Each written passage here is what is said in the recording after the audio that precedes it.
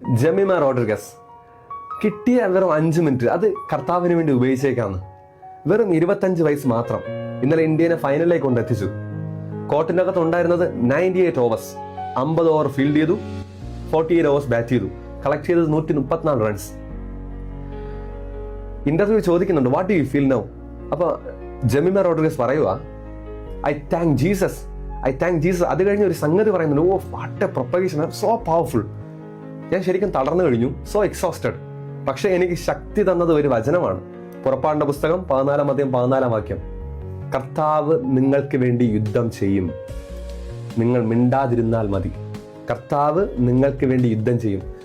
എന്നാ പവർഫുൾ വചനമല്ലേ ഇത്! എന്ത് പ്രൊപ്പഗേഷനാ! എത്ര കോടി ജനങ്ങളാ കണ്ടേ! So powerful, so impact. So hats off to you. നമുക്ക് കിട്ടുന്ന ഒരു പാഠം എന്ന് പറയുന്നത് എല്ലാം കർത്താവിൻ്റെ കരം പിടിച്ച് ചെയ്തോ.